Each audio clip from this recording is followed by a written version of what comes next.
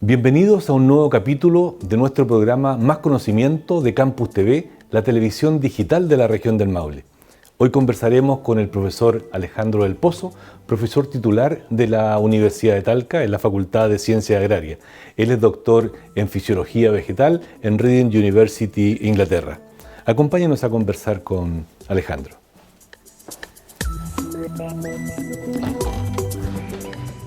Hola, Iván. ¿qué tal? Hola, Gracias por recibir a nuestro programa Más Conocimiento en tu oficina y conversar sobre tus investigaciones. A modo de introducción y para los telespectadores, este es un programa, se llama Más Conocimiento de Campus TV de nuestra universidad y tiene el objetivo de mostrar a la comunidad local, regional y nacional sobre las investigaciones que los académicos de las distintas áreas de nuestra universidad están realizando con distintos fondos concursables. Y en ese ámbito queremos conversar hoy día sobre tus proyectos, inicialmente pensando en que la mayoría de nosotros y también los telespectadores no conocen los temas específicos, queremos partir por temas generales. Así, por ejemplo, tú trabajas en ecofisiología de cultivos, pero eso puede sonar a difícil para los que no sabemos de esto. ¿Tú podrías dar algunas definiciones o algunas ideas de qué se trata? Sí, es muy simple. Es tratar de entender cómo los factores ambientales, por ejemplo, temperatura, la luz, el agua, los nutrientes, afectan el desarrollo y crecimiento de las plantas. Y nosotros agregamos cultivos porque trabajamos principalmente en plantas cultivadas, que son cultivos. En particular yo trabajo principalmente en cereales y también en leguminosas de grano y también algo en frutales menores, también algo coopero con algunos proyectos en frutales menores. Así que eso es la ecofisiología, es cómo los factores ambientales modifican el crecimiento, el desarrollo y crecimiento de los cultivos.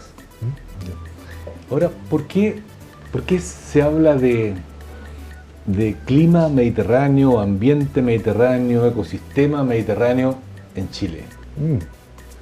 Bueno, eso estamos geográficamente distantes, digamos. Muy lejos de la cuenca del Mediterráneo, sin embargo, Chile es uno de los 5 ambientes mediterráneos en el mundo. Uno es la cuenca del Mediterráneo, por supuesto, todos los países sur de Europa y el norte de África. Después tenemos California, que es un clima mediterráneo. Tenemos Sudáfrica, otro Perdona clima. que te interrumpa, a propósito, nombraste 5, dijiste, Sí. ¿verdad? 5 áreas mediterráneas. Áreas en el mundo. mediterráneas. ¿Y qué caracteriza este ambiente mediterráneo?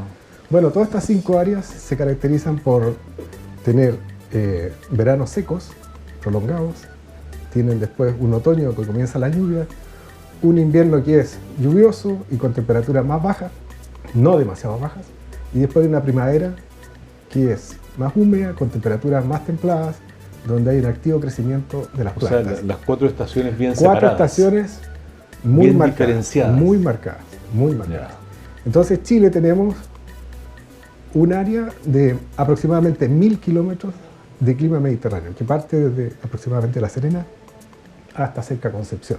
Esa es toda la zona mediterránea que tenemos en Chile. Ya. Y que compartimos muchas similitudes con, por ejemplo, con California. También la otra zona mediterránea importante es el sur de Australia. Entonces nosotros en nuestros proyectos compartimos plantas, información, por ejemplo, con nuestros colegas australianos, también con nuestros colegas de España, de Italia, porque tenemos muchas cosas en común, plantas que nos sirven en común y que podemos Y pueden utilizar. ser cultivadas en estos Exacto. distintos lugares geográficos. Exactamente. Porque tiene este ambiente Similar, mediterráneo. en algunas casas hay también suelos similares, pero principalmente climas similares. Ya. Aunque nuestro clima tiene una particularidad, son estaciones de verano más prolongadas que, por ejemplo, las que tienen en Europa. Son más fríos, las noches son más frías aquí que lo que es, por ejemplo, la cuenca del Mediterráneo. Entonces hay algunas particularidades, pero sí, somos todos, estas 5 áreas son de clima mediterráneo. Ya. Sí, pero independientemente, al parecer, independientemente de cuál de estos ambientes mediterráneos estemos viviendo, digamos, en nuestro caso, en nuestro país, el cambio climático nos está afectando a todos. ¿Cuál puede ser la repercusión de este cambio climático para los cultivos? ¿Qué desafíos está generando? Hay enormes desafíos. Una de las cosas que está ocurriendo, y muy marcadamente en Chile, es la disminución de las precipitaciones. Los registros que hay de los últimos 100 años en Chile muestran un sostenido decaimiento de las precipitaciones.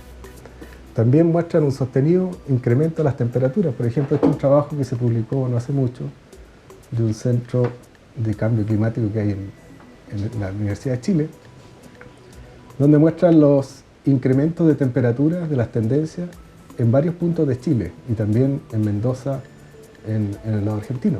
Pero hay una clara tendencia a aumentar las temperaturas en los últimos, bueno, esto está desde el año 65 en adelante. Entonces el cambio climático lo que nos está ocurriendo es que están incrementándose las temperaturas, están bajando las precipitaciones y eso establece enormes desafíos para la producción agrícola. Australia, por ejemplo, tiene un problema de sequía tremendo en los últimos años y eso les impone un desafío muy grande para... La pregunta es cómo adaptar la agricultura a estos cambios que se nos están viviendo. ¿Entra allí el concepto de estrés hídrico? Estrés hídrico, exactamente. Tenemos las plantas entonces cuando tienen menos agua disponible, particularmente en la zona de secano. ¿Qué son las zonas de secano? Aquellas zonas donde se cultiva con la precipitación de la temporada, donde no hay suplemento hídrico por riego. En todas esas zonas donde hay cultivos, donde también hay praderas, todas esas zonas entonces están más afectadas a un estrés, es decir, a un déficit de agua, particularmente en avanzada la primavera, cuando se va acercando el verano.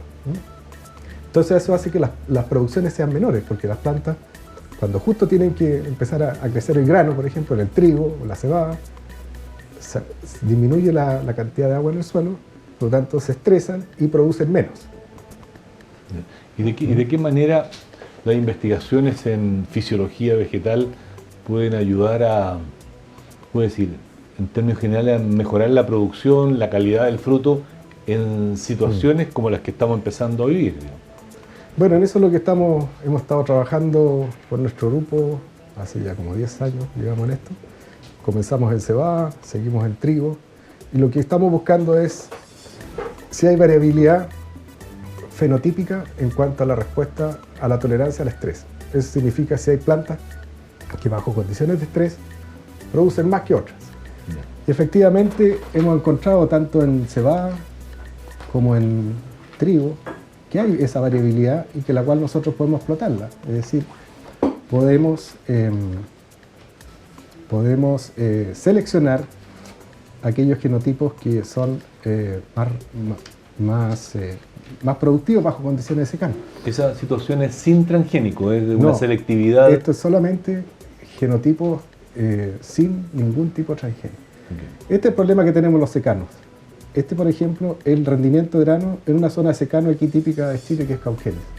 Fíjense cómo es la variación interanual entre años en los rendimientos. Y esta variación se debe exclusivamente a variaciones en las precipitaciones. Entonces lo que buscamos es un genotipo que se altere menos con disminución en las precipitaciones, que sea más estable en su producción. Y efectivamente hemos encontrado, por ejemplo, esto es un trabajo que hicimos en cebada. Aquí evaluamos 140 líneas de cebada. 140. Sí. Lo interesante de estas líneas es que son líneas que le hemos llamado recombinantes. Fue un cruzamiento entre el ancestro de la cebada, el ancestro silvestre, y la cebada cultivada. Entonces cada línea tiene un pedacito de parte del genoma de la cebada silvestre. Entonces esperábamos que, como esa cebada silvestre era un genotipo que provenía de Israel, de una zona de 200 milímetros, íbamos a generar líneas que fueran más tolerantes. Y efectivamente encontramos esta es la variación en rendimiento en una zona de secano, en los puntos amarillos, no sé si lo alcanzan a ver. Sí. Entonces encontramos líneas que bajo condiciones de estrés rinden más que otras. Por ejemplo, esta rinde muy poca, estas rinden mucho más. Entonces exploramos esa variabilidad y tratamos de entender qué hace, qué atributos tienen esos genotipos que rinden más que otros. Entonces, perdona que interrumpa para efecto de, estoy pensando en los telespectadores. Tú hablas del genotipo y también está el fenotipo. Cuando hablas de usar esos conceptos, ¿a qué te refieres? El fenotipo es la expresión que nosotros vemos. O sea, el fenotipo de una persona es el color de los ojos, la forma de la nariz, de la cara, etc., la altura de la planta. Eso sería, en este caso, la planta, el color, la altura, planta, etc. el tamaño de la espiga, color de la hoja, qué tan erecto o rastrera es la planta, no sé, la arquitectura que tiene. Todo eso es el fenotipo.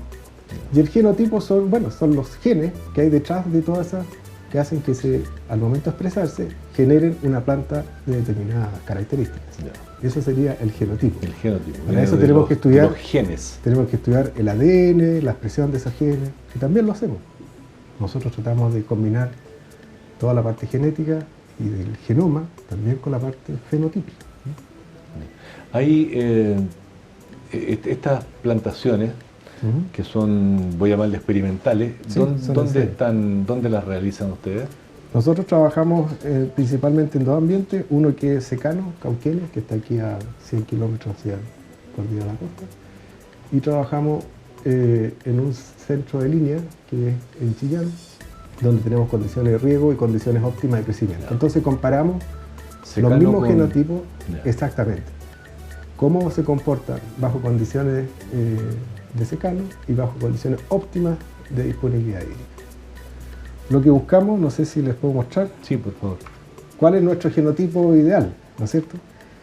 Este sería el rendimiento del ambiente, es decir, esto expresa un poco cuáles son las características del ambiente. Si el valor aquí es bajo, significa que es un ambiente muy estresante. Si el valor aquí es alto, significa un ambiente muy favorable para el crecimiento del cultivo. Y estos son distintos genotipos, y encontramos que hay variabilidad, se fijan, en cómo esta curva. Unas son más planas, otras son más con pendiente más alta. Entonces buscamos un genotipo que bajo condiciones en ambientes estresantes produzcan harto, pero que también produzcan harto cuando las condiciones son favorables. Ese es el tipo de genotipo que andamos buscando. Alto, bajo condiciones de secano, pero exprese su potencial bajo condiciones favorables. Por supuesto que siempre bajo condiciones de secano va a rendir menos que bajo condiciones favorables, pero que caiga menos. Pero que en ambas situaciones sea más productor. Exactamente. Claro. Exactamente. ¿Importa ahí en el tema de la producción cantidad y calidad? ¿O es un tema de siempre la calidad va a ser buena y por lo tanto lo que buscan es mayor cantidad solamente? No, en la industria ahora cada vez demanda más calidad, no solamente productividad, y también es importante los aspectos de calidad. Curiosamente, en los cereales se obtiene casi mejor calidad bajo condiciones de estrés, en secano, en muchas características del grano, que bajo condiciones favorables de muy alto rendimiento. Así que el tema de calidad, salvo que sea un estrés muy severo, no es un problema para que afecte tanto la calidad. Ya. Y hay un concepto que tiene que ver, a propósito de zona mediterránea, el espinal. ¿A qué le llaman espinal en el ambiente agro, digamos? El espinal es toda la zona esta que está antes de comenzar la cordillera de la costa, toda la franja que hay, lo que llamamos el secano interior, que es la vertiente oriental de la cordillera de la costa. Esa zona ha sido... ¿Y por qué se caracteriza? Se caracteriza por la presencia de una leguminosa, un árbol, el espino, árbol arbusto, que es el espino. Entonces este espino que se ha generado a partir de actividad del hombre, porque la verdad que es un paisaje antrópico, ¿no? Un paisaje natural. Eso fue generado como consecuencia de la intervención del hombre, particularmente posterior a la llegada de los españoles, que esas zonas se abrieron para la agricultura, era un bosque mediterráneo, y se reemplazó la vegetación, boldos, quillay, peumos, todo eso, se fue reemplazando por este espino, que es una planta leguminosa, muy fácil colonizadora, y entonces fue invadiendo toda esta zona. Y se transformó... ¿Pero se instaló ahí con qué propósito inicialmente? No, natural. Eso fue un proceso como consecuencia de abrir esos campos, de reemplazar, de quitar el bosque, se fue invadiendo. Es un proceso de invasión, invadiendo con el espino. Y se formó este paisaje que parece una ¿cómo se llama? Bueno, un paisaje tipo África.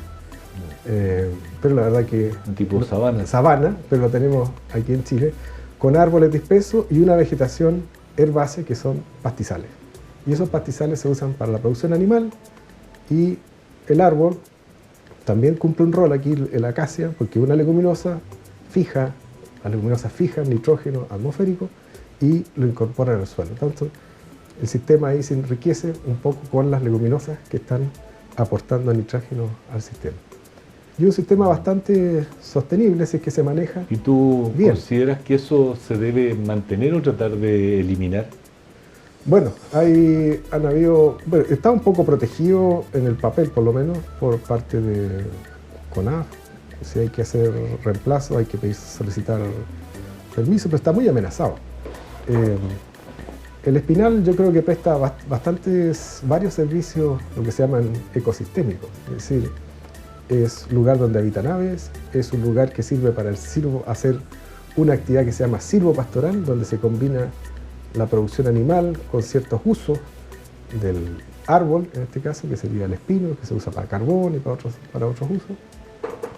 Y permite una agricultura, también se puede hacer cereales en eso, eventualmente en algunos años, y permite una agricultura extensiva, pero de bajo input, de bajos requerimientos de fertilizantes, que puede ser sostenible en el tiempo. Pero está amenazado porque hay muchas empresas forestales que han ido comprando esos campos y plantando pinos radiales. Pinos radiales. También hay reemplazo por algunas frutales, por ejemplo, hay zonas donde se ha reemplazado con viñas, o tenemos aquí mismo cerca de Talca que las plantaciones que hay de olivos, también olivos han ido reemplazando el espinal. Es un agroecosistema muy similar a lo que hay en el sur de España, lo que se llama las dehesas, que son esos paisajes donde se cultiva, donde se hacen cría de los cerdos ibéricos, donde se produce ese jamón de gran calidad. Esos son un paisaje similar al nuestro, pero con otras especies de árboles. Allá son alcornoques, son encinos, acá son acacia caben, una leguminosa. Pero es parecido al sistema. Bien. Estamos conversando con el profesor Alejandro del Pozo, de la Facultad de Ciencias Agrarias, quien es experto en ecofisiología vegetal. Haremos una breve pausa y luego regresamos.